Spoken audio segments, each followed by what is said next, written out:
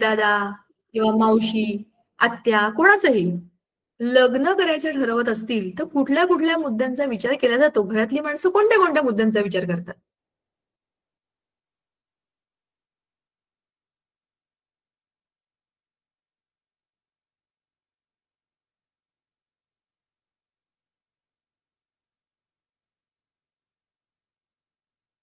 मला एक सुचतंय, तुम्हाला पटतंय का बघा, आणखीन काय सुचतंय का त्या हिशोबाने सांगा. जनरली विचार करतात वय काय असेल. समजा आपल्या ताईचं वय असेल 25-26 वर्ष, तर त्या समोरच्या स्थळाचं वय किती असेल हा विचार करतात ना. का 40-45 वर्षाच्या मुलांची स्थळं घेऊन येतात?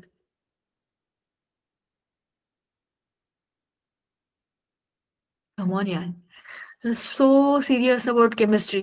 चला, आपण केमिस्ट्रीचा विषय घेतच नाहीये, आपण खूप जनरल टॉपिक घेतोय आणि त्याच्यातनं आपण केमिस्ट्रीकडे जाणार आहे, म्हणून पटापट उत्तर द्या. बघा, कोणीही कोणाशी लग्न करावं किंवा न करावं माझा त्याशी काही संबंध नाहीये. मला तुम्हाला केमिस्ट्री जाणायचंय म्हणून तुम्हाला मी हा प्रश्न विचारते की तुम्हाला त्याच्याबद्दल तरी काही माहितीये का?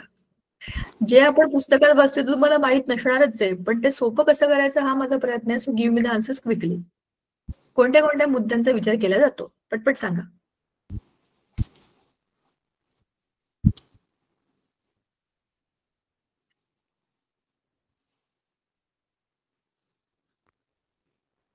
हे भगवान, पुस्तकातलाच अभ्यास करा तुम्ही, तेच बरे तुमच्यासाठी.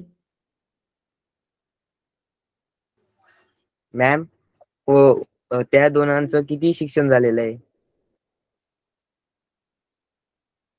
तुम्हाला फार विचित्र वाटतंय का? बाहेर कोणी सांगितलं मला?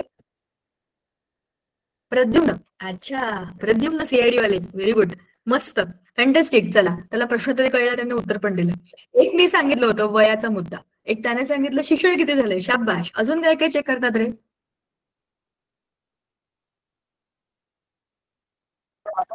Ma'am job. जॉब. तो मुलगा काही जॉब करतोय का नाही, ती मुलगी काही जॉब करते का नाही, कोणाला कोणाचा जॉब सोडून यायचा असेल तर जमेल का? बरोबर. अजून? शाबाश, तुमची गाडी हळूहळू सुरू झालेली आहे, कशी तरी फर्स्ट गिअर मध्ये आली आहे. पटापट पटापट गिअर बदला आता आणि फास्ट स्पीड मध्ये सांगा. मॅडम मेन म्हणजे जाती. काय जाती विचारतात ना. बरोबर आहे, कास्ट विचारतात, एकदम करेक्ट आहे, अगदी बरोबर आहे. कास्ट, रिलीजन ह्या गोष्टींचा विचार केला जातो, पण मग हे का केलं जातं? करेक्ट चाललंय, शाबाश. आपण काय काय बोलतोय बघा. हा, आपण दोन कोणत्याही लोकांना जर लग्न करायचं असेल तर काय काय गोष्टी मॅच होतात हे चेक करतो. का करतो? कारण की तुम्हाला काही गोष्टी आयुष्यामध्ये कॉमन करायच्या आहेत. हा आहे तुमचा कार्बन. अरे हे काय आलं रे, हे नकोय मला, सर्कल पाहिजे. कार्बन आहे आणि दुसरा आहे, ठीक आहे, आणि दुसरं आहे हायड्रोजन. ठीक आहे, हे दोन वेगवेगळे ऍटम आहेत की नाही मला सांगा. कार्बन आणि हायड्रोजन वेगवेगळे आहेत की नाही? ह्यांना एकत्र बॉन्डिंग करायचं असेल, तुम्हाला स्क्रीन दिसते का रे? नाही मॅम. मी शेअर करते, वेट वेट, मी पेंट ऑन केलेला आहे. I am sharing my paint screen with you. दोन आहेत वेगवेगळे ऍटम, एक कार्बन एक हायड्रोजन, दोन ऍब्सोल्युटली वेगळी माणसं आहेत. याला याच्याबरोबर ह्याला याच्याबरोबर काही बॉन्ड करायचं असेल तर काही गोष्टी कॉमन पाहिजे की नाही? जर आपल्या कार्बनचं वय आहे 25, हायड्रोजनचं वय 40 असून चालणार आहे का? किंवा 10 आहे तर चालणार आहे का? नाही ना. एनर्जी मॅच व्हायला पाहिजे, विचार मॅच व्हायला पाहिजे. एनर्जीचा अर्थ आहे विचार. जितका डिफरन्स कमी तितकं चांगलं आहे की नाही? नाहीतर हे आपले ह्या 25च्या वयाचा विचार करतील आणि हे म्हातारे झालेले असेल म्हणतील की इसकी क्या जरूरत है, आणि हे म्हणतील अरे ये तो मेरे को खिलौने में चाहिए. सो ऐसा नहीं चाहिए. जी गोष्ट मी बोलते ती तुम्हाला कळली पाहिजे. आता मी तुम्हाला सांगते की क्रायटेरिया काय आहे.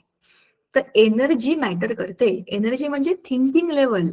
हा जे म्हणतोय ते याला बऱ्यापैकी समजलं पाहिजे, एक्झॅक्ट समजो न समजो, पण ऍटलिस्ट काहीतरी तर मॅच व्हायला पाहिजे. सो तो मुद्दा आहे एनर्जी.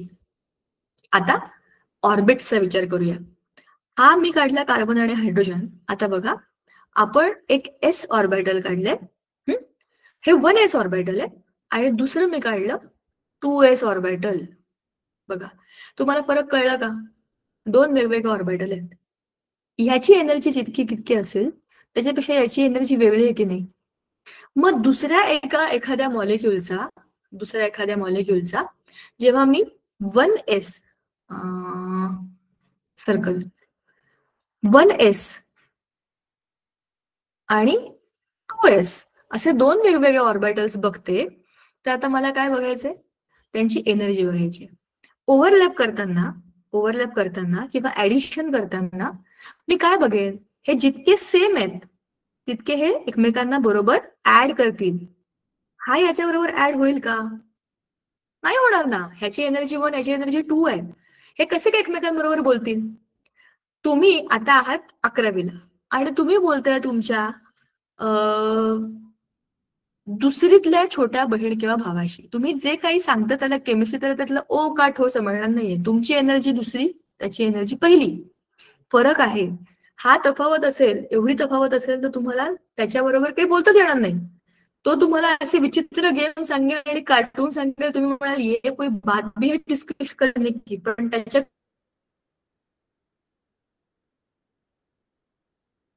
करता तो टॉपिक आहे. तर एनर्जी तुम्हाला काय सांगते मला? 1s ऑर्बिटल बरोबरच बॉन्डिंग करू शकतो. 2s बरोबर नाही करू शकत. त्याची एनर्जी वेगळी, ह्याची एनर्जी वेगळी. समजलं का? त्याच्याकरता हा सगळा द्राविडी प्राणायाम होता. लग्नाशी माझा कुठलाही काही संबंध नाहीये. तुमच्या लग्नाशी तर लांब पर्यंत संबंध नाहीये. पण बॉन्डिंग आणि केमिस्ट्री ह्याच्याकरता सगळ्यात सोपी उदाहरण आहेत ह्युमन नेचर. लक्षात ठेवा.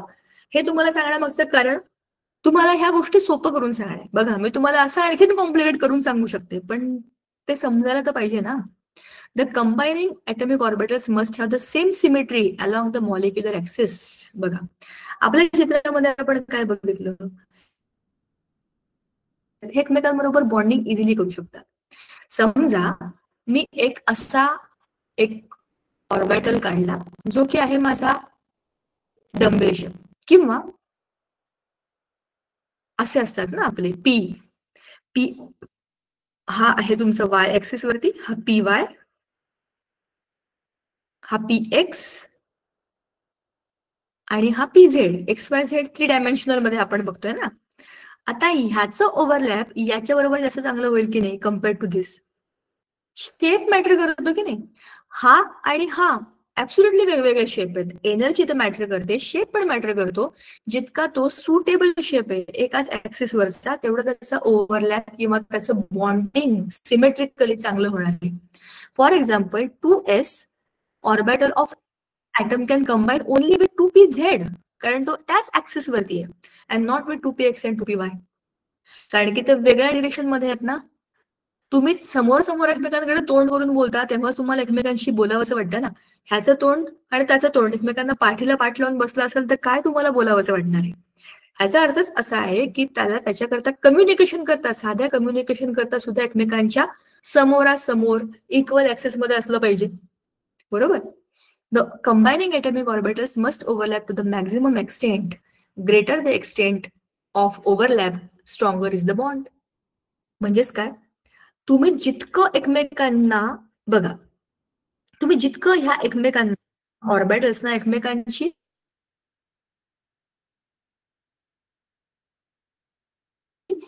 बॉन्ड कराल, पक्के बॉन्ड कराल, जितकं ओव्हरलॅपिंग असतं तेवढा तो बॉन्ड चांगला स्ट्रॉंग राहील. अर्धा कोपऱ्यावर जरी बॉन्डिंग झालं तरी पण बॉन्डिंग होतं, पण ते काय होत स्ट्रॉंग बॉन्ड नसतो. ठीक आहे. जितकं ग्रेटर बॉन्डिंग ओव्हरलॅप तितका स्ट्रॉंगर तो बॉन्ड आहे. आता टाइप्स ऑफ मॉलिक्युलर ऑर्बिटल्स. कोणत्या प्रकारचे मॉलिक्युलर ऑर्बिटल्स बनतात बघा. In diatomic molecular orbitals form by combining of atomic orbitals. 2 types, एक आहे सिग्मा आणि एक आहे पाय. इथून सुरू होते एक नवीन स्टोरी. वरती आपण बघितले होते की सिग्मा किंवा pi bond, lone pair, repulsion अशा या गोष्टी आपण बघितल्या. आता तुम्ही बघा बॉन्डिंगच 2 प्रकारचं होत आहे. ॲटॉमिक ऑर्बिटल एकमेकांबरोबर बॉन्ड करतात तर 2 बॉन्ड बनवतात. एक असतो सिग्मा आणि एक असतो पाय बॉन्ड. सिग्मा बॉन्ड म्हणजे कोणता बॉन्ड? ते सिग्मा बॉयजचं गाणं ऐकलं का तुम्ही? Sigma boys. एक असं गाणं आहे, तुम्ही कधीतरी बघा युट्यूबवर, तुम्हाला एखाद्या शॉर्ट मध्ये पण ऐकू येईल ते. सिग्मा या शब्दाचा अर्थ आहे strong bond, strong strong strong. म्हणजेच काय? मॅक्झिमम ओव्हरलॅप आणि स्ट्रॉंग बॉन्ड. बघा, according to the nomenclature, a sigma designates a molecular orbital which is symmetrical around the bond axis and pi designates the asymmetry. मग ते पाय पाय म्हणत नाहीत, ते सिग्मा सिग्मा म्हणतात गाण्यामध्ये. सिग्माचा अर्थच ते सिमेट्रिकल आहे. सिमेट्रिकल असेल तर बॉन्ड पण तसंच बनवतील, बरोबर की नाही? आता दोन पद्धतीचे बॉन्ड्स बनतात, सिग्मा आणि पाय.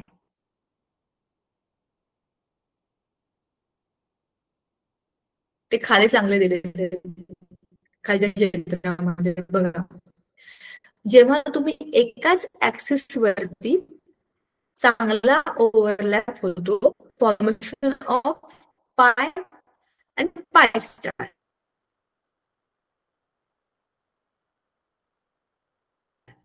आणि वरती कोणतं आहे? सिग्मा. हा, लिनियर कॉम्बिनेशन ऑफ 2s. हा एस आणि एस एकाच ऍक्सिस वरती आहेत दोघं जण, आणि एक किती मोठा ओव्हरलॅप, हा एका आयटमचा दुसऱ्या आयटमचा असे समोर समोर उभे. तर हा याच्या बरोबर आणि हा याच्या बरोबर असे लॅटरल ओव्हरलॅप करतात. या ऍक्सिस मध्ये काहीच नाहीये, त्यांचे न्यूक्लियस मध्ये तिथे काही ओव्हरलॅप नाहीये, पण त्यांचे ऑर्बिटल्स वरती आणि खाली आहेत. मग ते असे, खुर्ची असते ना अशी, अशा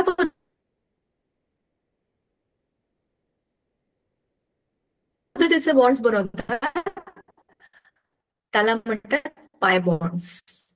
ठीक आहे, पाय बॉन्ड, सिग्मा बॉन्ड, गोष्ट इथपर्यंत आलेली आहे आज. बरंच काही याच्यामध्ये पुढच्या वेळेला आपण बघूया. त्याच्या एनर्जी कशा असतात, लिथियम मॉलिक्यूल, ह्या सगळ्याचं ह्याच्यामध्ये ऍडिशन आहे, म्हणजे डिस्कशन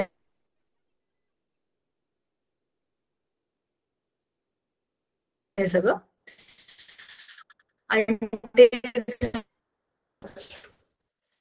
आणि हे सगळं झाल्यानंतर आपल्याला बघायचं की एवो थिअरीचा एंड, लेकिन इम्पॉर्टंट लेसन है, इसको छोड़ नहीं सकते आपण.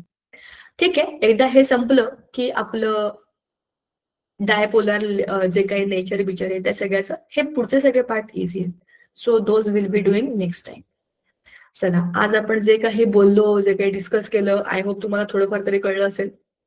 It is not easy, I understand, but we have to make it easy by thinking of something funny out of it. ठीक आहे, चला भेटूया पुढच्या वेळेला. Thank you so much. Thank you Prema ma'am. Bye मुलांनो, गुड नाईट.